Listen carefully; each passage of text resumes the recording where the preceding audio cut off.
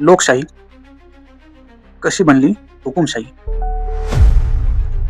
होय, तुम्ही बरोबर ऐकलं.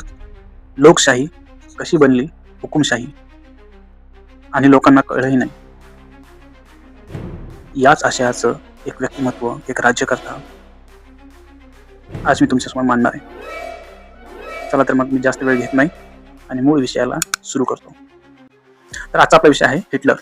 कशा पद्धतीने जर्मनीला त्यानं अडचणीत आणलं, कशा पद्धतीनं जर्मनीतली लोकशाही त्यानं संपुष्टात आणली, कशा पद्धतीनं त्यानं हुकुमशाही अस्तित्वात आणली, याचाच आढावा मी तुम्हाला आजच्या या कथेमध्ये सांगणार आहे. मित्रांनो, ही कथा खूप महत्वाची आहे.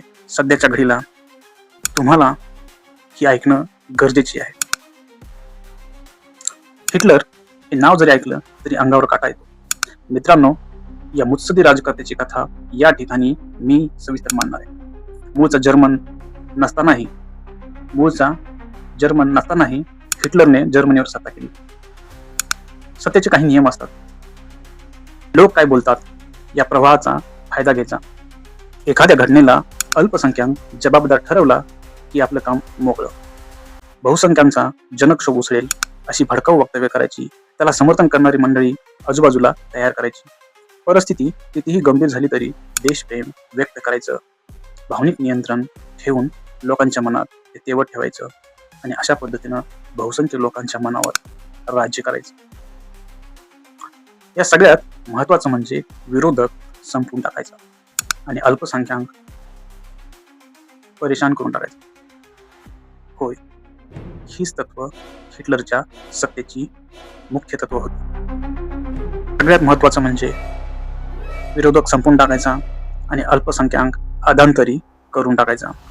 ठीक हीच पद्धत हिटलरने वापरली. चला तर जाऊन घेऊया घटनाक्रम. 1889 मध्ये ॲडॉल्फ हिटलरचा जन्म ऑस्ट्रियातील ब्रानौ ॲम इन येथे झाला. सामान्य कुटुंबात वाढला. सर्व गरीब मुलासारखा तोही होता.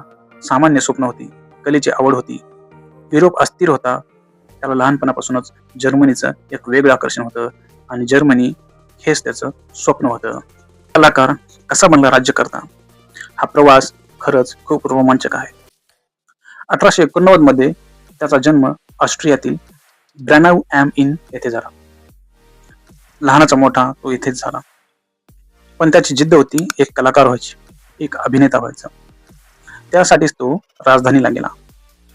तरुण तडफदार हिटलर आता व्हेन्नामध्ये खूप रमला होता. कलेची वेगवेगळी सादरीकरण तो शिकला होता आणि एका भव्य दालनाची वाट बघत होता.